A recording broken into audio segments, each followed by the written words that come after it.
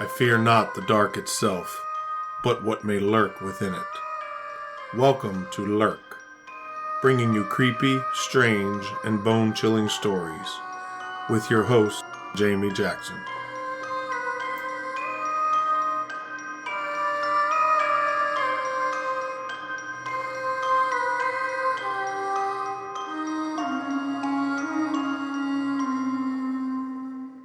Hey Lurkers, welcome to episode 31.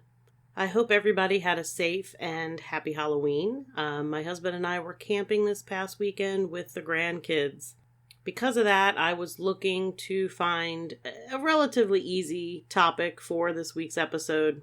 I am at the point I try to record and edit and do everything ahead of time, but I've been playing catch up basically since the summer, and so I record everything the week before it's released.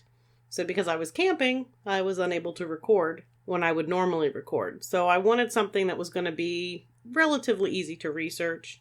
I looked and saw that I hadn't done a missing 411 case recently. The last one was the Jared Adadero case. So I came across the case of the disappearance of Carl Landers in California in 1999 from the Mount Shasta area, and I figured I would go with that case. I began researching, and basically this is now going to end up being a two-part series that focuses on all the weirdness that surrounds Mount Shasta. Today, though, I'm primarily going to be focusing on mysterious disappearances on Mount Shasta. Most notably, the one that I'm going to concentrate on the most is the disappearance of Carl Landers, as I mentioned. So before I get too far into everything, the missing 411 refers to cases of people who go missing with no real straightforward explanation as to what happened to them. Sometimes they are found, most of the time they are not. We have covered two of these cases, the first being the case of Dennis Martin, which was episode number 4, and then again with the case of Jared Adadero, which was episode number 20. So I don't want to go too far into it. David Paulides is the man who started this missing 411 research. He's written several different books.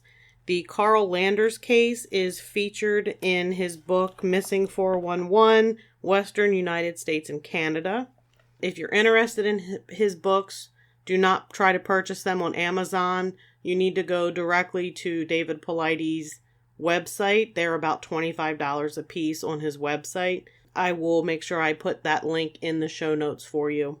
But these cases, a lot of them happen in national parks, and typically they all follow a set amount of criteria. I'm not going to go too far into it. If you've been listening to us all along, you're already familiar. If not, I recommend going back and listening to those two cases. As always, I like to give background information on the area that I'm going to be discussing. Mount Shasta is located in Northern California. Now, there's a Mount Shasta mountain, which is what I'm talking about, and there's a Mount Shasta city, which is a city at the base of the mountain. In case it gets confusing, most of the time I'm going to be talking about the mountain. I will address Mount Shasta City as Mount Shasta City so that you know which one I'm referring to. So Mount Shasta is, as I said, located in Northern California. It is north of Sacramento and about 60 miles south of the Oregon-California border. The mountain and surrounding area are part of the Shasta Trinity National Forest. The mountain is a 14,179-foot stratovolcano that is potentially active and on the southern end of the Cascade Range, though it is oddly offset 15 miles to the west of the standard arc line of the other Cascade volcanoes, and nobody understands why that is. If you're interested to know some of the other Cascade volcanoes, Mount Hood, Mount Rainier, Mount Adams. Mount Adams was featured in episode, I think, 3, which was the UFO Ranch episode.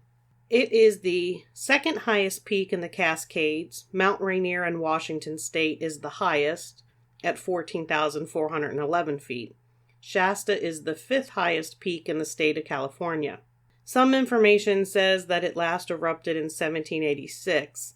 However, this date was disputed by the Smithsonian Institution's Global Volcanism Program, who says the last eruption was in 1250 AD, and this was proven by carbon dating.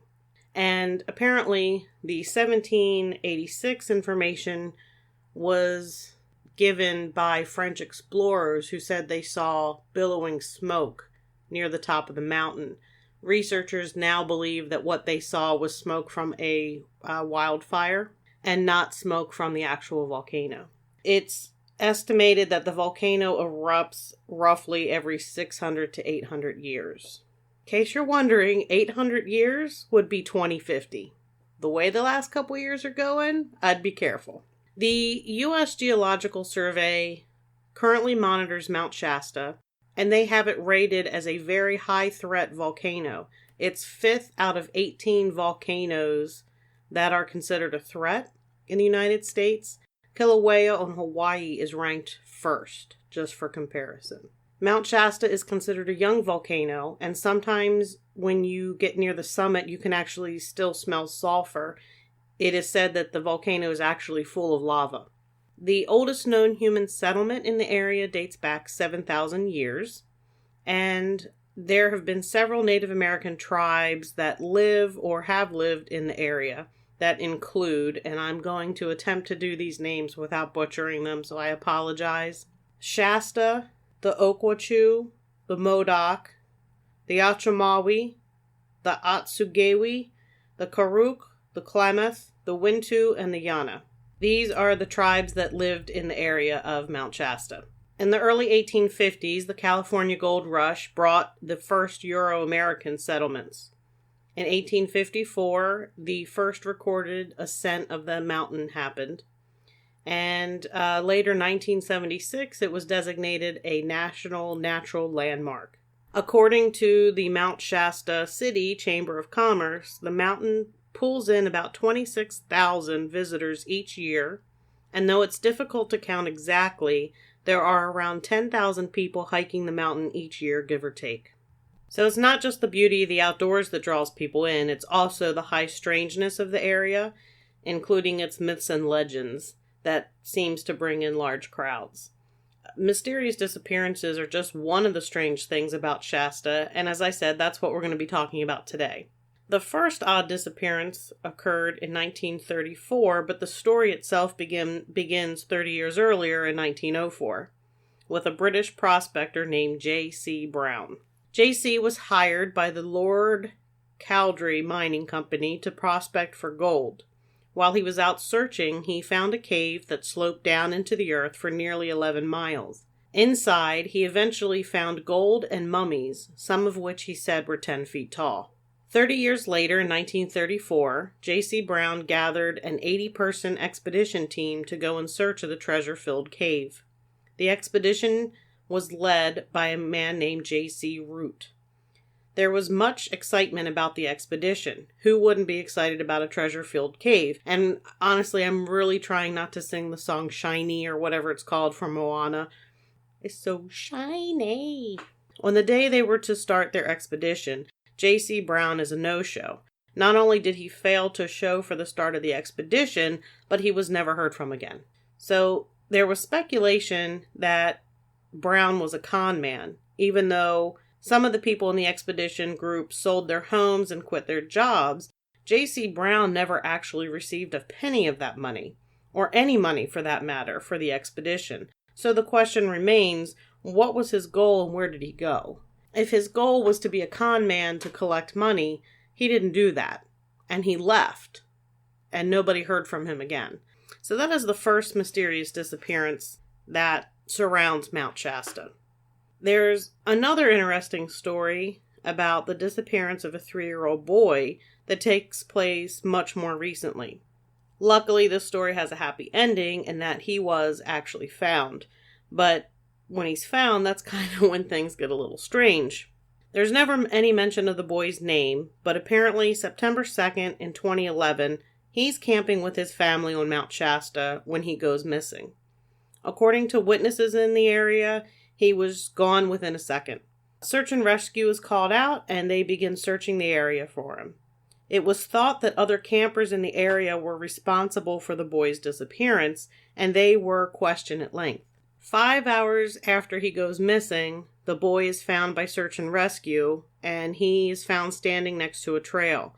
This is rather odd, since it can be assumed that he wouldn't be too far away if he's found right next to the trail, and yet everybody is searching the area pretty heavily. I mean, there's a lot of people out there searching for him. You'd think if he was close enough to end up back at the trail, he would be close enough to find. But they didn't find him. He was just kind of standing there, and there he is. So when they find him, they ask him about where he's been, and he has quite the story to tell. He said he was taken into an underground cave by a woman who looked like his grandmother, but he thought she was a robot. And the woman asked him if he was okay and if he was comfortable. And he's taken to this cave, and the cave is filled with spiders. And let me just tell you, that's a big old nope for me. I can handle snakes. I can handle all kinds of creepy crawly things. I'm good with bugs. I don't like spiders. I appreciate them. They're great. I don't want them on me, and I sure as heck do not want to be in a dark, spider-filled cave. That's a big old no. I've read a couple of different little blurbs that mentioned the boy says that the robot, there was more than one robot, and they wanted to do tests on him. There was never any explanation on how exactly he disappeared or why he was unseen for 5 hours by searchers who were combing the area, and then how he suddenly appears on the trail. So they have no idea how he's nowhere to be found one moment, and then the next moment there he is. Another interesting part of this story, and I don't know how true this is, because there really is not a whole lot of information about this particular story. I found a couple little things of it, so I can't vouch 100% if it's true. I know there was a 3-year-old boy. I know he went missing. I know there was search and rescue. I know he was found, and that he apparently had this crazy story. This part I don't really know about, but apparently the very same grandmother that the boy mentions, so he says he's taken by a woman who he thinks is a robot that resembles his grandmother. The grandmother claimed that she woke up one morning, face down in the dirt, having been removed from her tent and her sleeping bag while she was camping at Mount Shasta. I believe this is a separate trip, not on the same trip. When she woke up, she had a puncture wound on the back of her head and felt violently ill and strangely emotionless. She thought that she may have been bitten by a venomous spider. A friend that she was camping with at the time was in a separate camper, and he also woke up with a bite on the back of his neck, and he felt ill. The only strange thing that the grandmother and friend recalled was that they had seen red eye shine through the trees in their flashlight beams the night before. They thought it was a deer. Just so you know, deer do not have red eye shine. They have a whitish eye shine that can also appear greenish or yellowish, but not red. I believe owls, coyotes, foxes, crocodiles, and alligators, off the top of my head, are all animals that have red eye shine. I think rodents too, possibly. Don't quote me on that. That's just off the top of my head. So the good thing here is that he was found quickly and completely unharmed. Unlike the next disappearance and our main focus for this episode, the missing climber Carl Herbert Landers. Carl Landers was born August 26, 1929, in Chicago, Illinois. He eventually moved to California, where he met his wife Bobby, and together they had 3 children, 2 girls and a boy. They lived in Orinda, California, which is located just east of San Francisco across the bay. Carl was very active in the school system. He served as president of their parent-teacher association, and he later became elected to the school board. His wife was the former mayor of Orinda and a member of the Orinda City Council. There's some information that says Carl was an engineer, but for 10 years before retirement, he worked for Trane Heating and Air Conditioning as a salesperson, and it was kind of mentioned as though that was like a step down. But I found information that listed his profession as a sales engineer. I had never heard of this and thought perhaps it was a fancy way of saying retail salesperson, like housewife is a domestic engineer. If you're in retail sales, you're a sales engineer. Because I did retail sales for 10 years, and that sounds so much better on a resume. Unfortunately, I looked it up, and a sales engineer is someone who sells complex scientific and technological products or services to businesses. There is a 4-year bachelor's degree needed, and it's typically a degree in mechanical, electrical, or chemical engineering. So the job with Train was most likely a job as a sales engineer selling complex heating and cooling systems. Carl was an avid runner. He ran every day for the last 30 years prior to his disappearance. He was a distance runner, and he dreamed of running in the Boston Marathon. His dream came true when he won a lottery that gave him a spot in the 100th running of the Boston Marathon. He finished the 26.2-mile run in 5 hours and 30 minutes, which is considered a respectable time. The average time in 2019, for comparison, for his age group was around 4 hours. When he got older, Carl had the idea of climbing the highest peak in each of California's 58 counties. By 1998, he had climbed a few of them. He had successfully climbed Mount Whitney, which is the highest peak in California, and he also had spent time hiking down the Grand Canyon, so he was definitely an experienced hiker, outdoorsman. He was not inexperienced. May of 1998, he attempted to summit Mount Shasta. I learned that it only counts as a summit if you get to the top and then make it all the way back down under your own power. Carl did not earn the summit that year. Apparently he slid down, and he vowed to return for another attempt. A year later, May of 1999, Carl got his chance to give Mount Shasta another go. He and 2 longtime friends, Milton or Milt Gaines and Barry Gilmore, were also making the attempt. Barry, Milt, and Carl were all members of a local running club, which is how they all had met. Milt and Barry were going to attempt the climb up Shasta, and Carl asked to join them. Barry was 60 years old and a graduate of the University of Oregon with a business degree. He ended up being a Navy pilot from 1961 to 1966, flying aircraft off the carriers Midway, Hancock, and Enterprise. When he left the military, he flew commercial planes with American Airlines for 33 years. Milt was 64, owned a wholesale warehouse and associated business in San Francisco, and was a member of the running club for over 20 years and was in excellent shape. May 23, 1999, the 3 men stayed in a hotel the night before their climb in Mount Shasta City. Carl had driven the 5 hours alone and met up with Barry and Milt there at the hotel. All 3 men were well prepared. They had ice axes, crampons for their boots, and crampons are things, I'm sure everybody has seen them. In case you don't know what they are, they fit over your boot. So the top has like straps that goes over the top of your boot, and the bottom has long spikes to allow you to dig into snow and ice to give you better traction. They had the proper winter weather attire, proper boots, so they were 100% prepared. According to Barry and Milt, Carl was taking a medication called Diamox to help prevent altitude sickness. Side effects, according to WebMD, are dizziness, lightheadedness, and increased urination. These are the most common side effects seen in the first few days as the body adjusts to the medication. Other less common side effects are blurred vision, dry mouth, drowsiness, loss of appetite, nausea, vomiting, diarrhea, and changes in taste. Typically, 125 milligram capsules taken twice a day, beginning 24 hours before arriving at high altitude, and continued 48 hours while at high altitude. It can be taken for an additional 48 hours if symptoms persist and indicate need for more pills. This is to help with altitude sickness, which is a result in the change of barometric pressure and lack of oxygen at higher altitudes. This usually begins to occur at elevations over 8,000 feet when you don't allow your body time to adjust to the changes. Most common symptoms of altitude sickness are headache, dizziness, nausea, vomiting, fatigue, loss of energy, shortness of breath, sleep problems, loss of appetite, and it can develop into more serious cases, which are indicated by trouble walking, severe headache, tightening of the chest, confusion, shortness of breath at rest, inability to walk, cough-producing white or pink froth, or coma. So I'm going to make the assumption that Carl was known to have some issues with altitude sickness if he had been prescribed Diamox. It is only available by prescription. It is not available over the counter.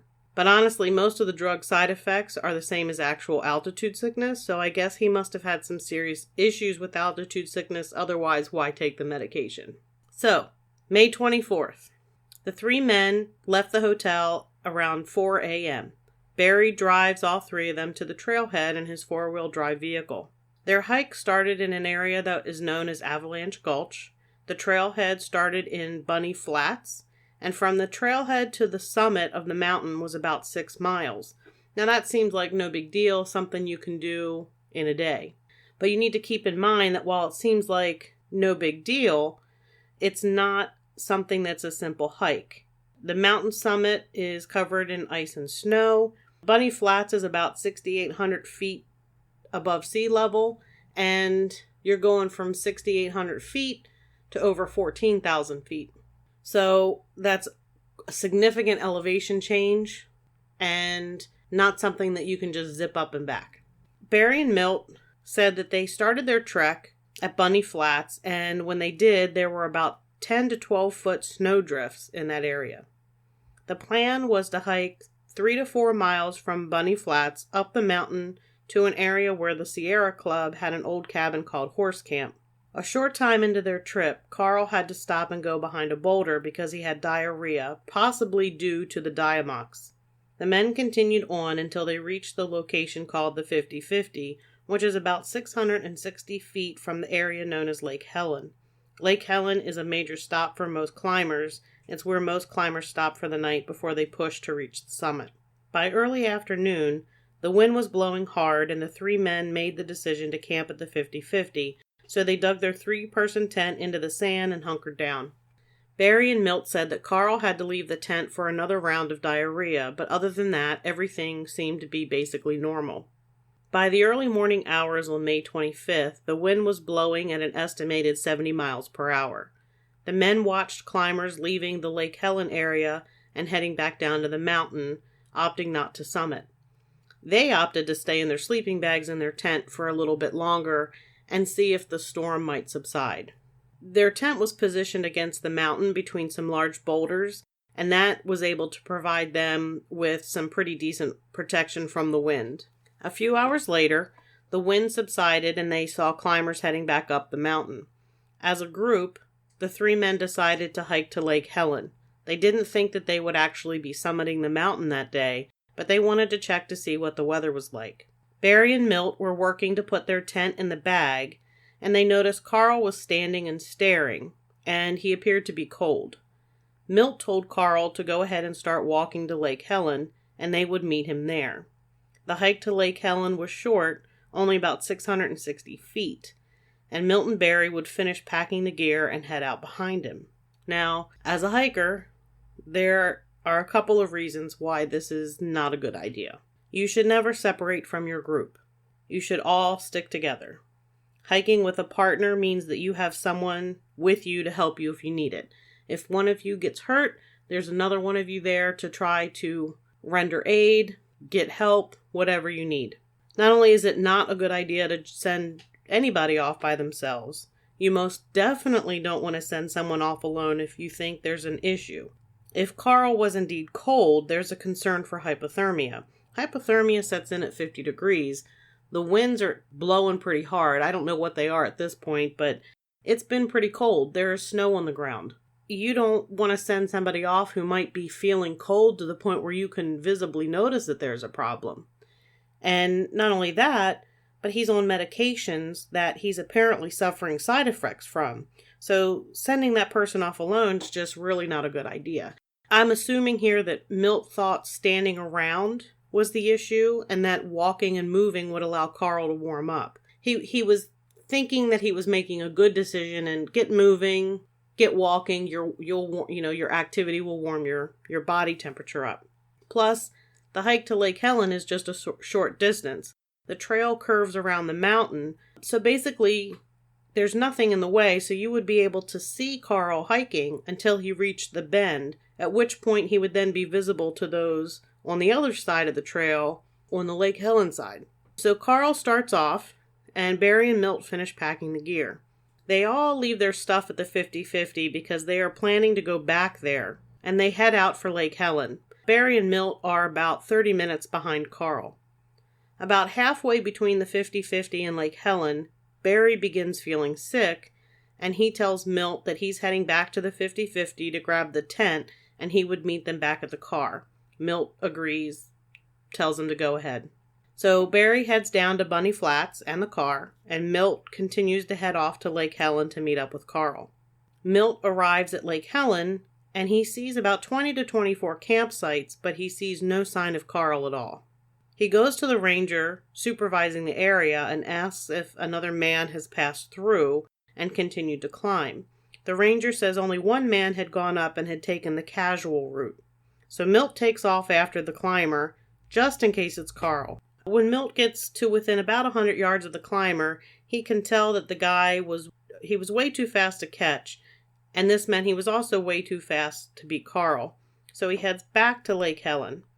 Back at the lake, he talks to the ranger again and asks if anyone matching Carl's description had passed through, but the ranger says no one matching that description had been there. Milt then heads back to the 50-50, hoping that Carl would be sitting there waiting for him. But Carl wasn't there.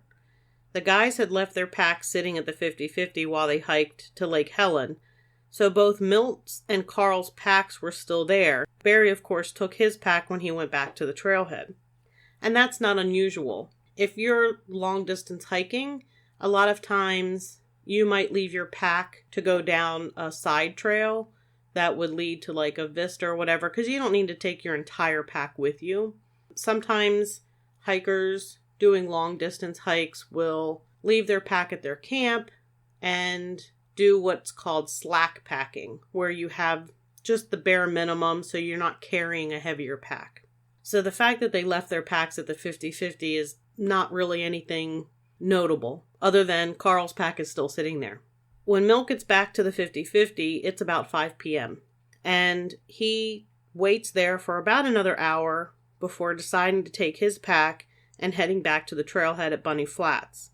He left Carl's pack there in case Carl happened to return so that he would have his items that he would need.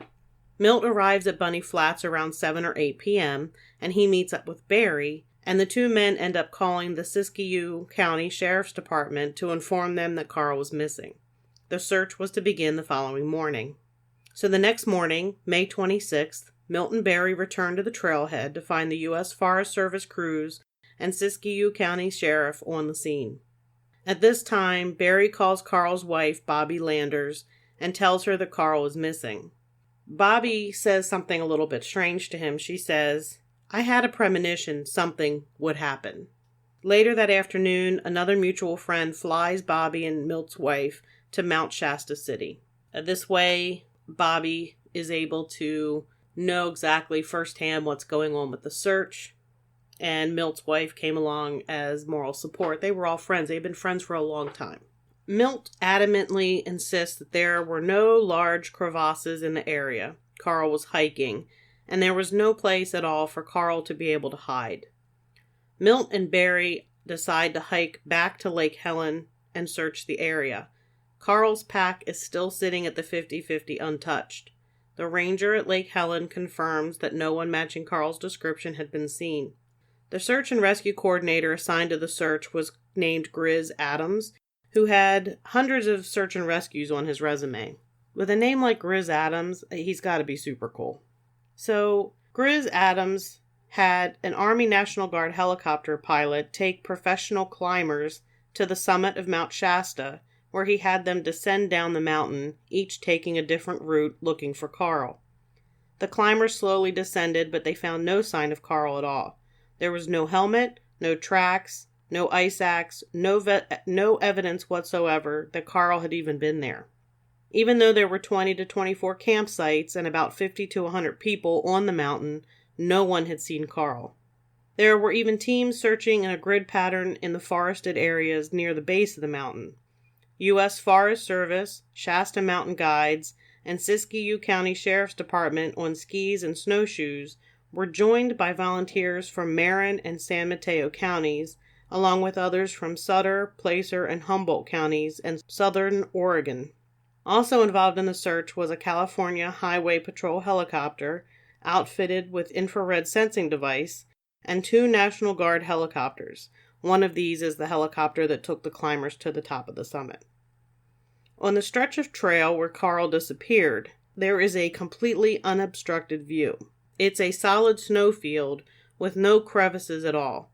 No sharp drops, nowhere for a person to disappear. No trees or shrubs to conceal a body or to get lost in. There were no traces in the snow to indicate anyone had gone off trail at all.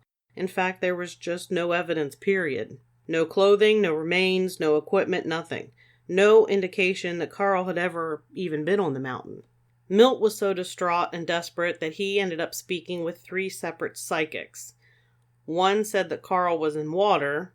Another said that he was in a crevice and it would be many years before he was found. Neither of these were very helpful. Lake Helen was searched, and that was the only body of water. Cadaver dogs and human scent dogs were brought in, but they found nothing. There were no scent hits at all. As far as predators, there are black bears near the area, but typically they're shy and non-confrontational. And at the elevation where this happened, black bears aren't there. There's no cover for them there. They're down towards the tree line. There was also no sign of an animal attack. The area was completely snow-covered. Had there been an animal attack, there would have been blood and signs of a struggle. Hypothermia is a possibility, except typically in the late stages of hypothermia, people tend to discard clothing, and there was absolutely no clothing found. Nothing was found. And this area was wide open, and with all of the people searching, there's no place for Carl to hide, so hypothermia really is kind of ruled out here because there would have been some indication. There would have been some evidence of him there on the mountain. Because the mountain is monitored by the U.S. Geological Survey, the seismic activity was checked to see if there might have been some activity that might point to some sort of explanation. They thought perhaps if there had been some minor seismic activity, it could have caused like a rocks to slide or something, and maybe that was an explanation. But there was absolutely no activity recorded at all. On June 1st, 1999, the search was scaled back and eventually ended on June 3rd.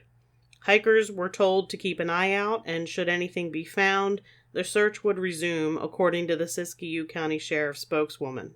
Milt said, "There's over a 50% chance something very odd happened." There was no official explanation. Milt also pointed out that everything above Avalanche Gulch area was covered in snow, and the color contrast of the clothing Carl was wearing would have stood out against the white, but nothing was seen. Grizz Adams, the search and rescue coordinator, had over 400 search and rescue operations and 30-plus years of experience in search and rescue. He said Carl Lander's disappearance was only one of 2 cases in his entire career where no sign of the person was ever found. The other case also happened in the area of Mount Shasta, and I'm thinking that may be our next 411 case.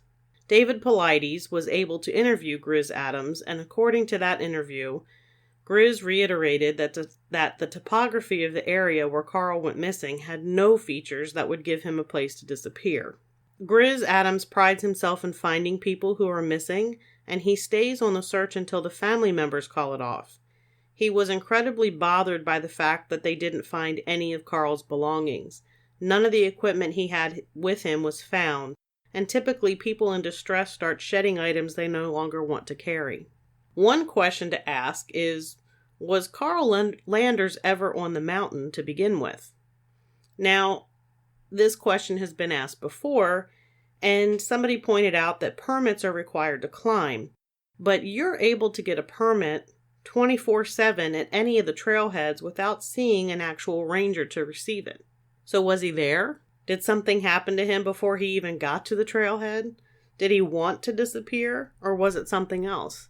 I mean, if you can't find any sign of somebody, it begs the question, were they ever there to be found? Now, I'm not saying Milt and Barry did anything to him or had a point in this. It seemed that they were both pretty distraught in reading a lot of the newspaper accounts, but you have to ask that question. So during the David Paulides interview, Grizz Adams stated, "In 35 years, I've never had this happen to me. We were all over that mountain. He was not on the mountain. We brought canines in. They didn't pick him up. We flew around it. We dropped guys at the summit. They came down all sides. They couldn't find him. They talked to people who were on the mountain. They didn't see him. There's snow around the path where he was, and nobody went outside the path. When asked what he thought happened to Carl on the mountain, Grizz replied, "That's the million-dollar question. He either went up or in, but he's not on it." And on that ominous note, we've come to the end of part 1 of the 2-part Mount Shasta weirdness episodes. Make sure you listen next week to hear about all the truly strange things going on and around the mountain. And let me tell you, it's really strange. To give you a little bit of information, there are UFOs, there is Bigfoot, there is a lost civilization that resides within the mountain. Truly, truly strange. So, as always, you can find Lurk wherever you listen to your favorite podcasts, or always at lurkpodcast.com. On the website, you'll also find links to all of our social media accounts, and we always encourage you to join us on one or all of those. I post any relevant photos for each week's episode, along with some other nonsense here and there. We also have a Facebook group, and we encourage you to join in on the discussion. We have merchandise available at lurkpodcastmerch.com. We have hoodies along with long sleeve shirts for the cold weather moving in, plus t-shirts and other whatnot. If you have a suggestion for an episode topic, please drop us a line at lurkpodcast@yahoo.com or send us a message through any of our social media platforms. And as always, keep lurking.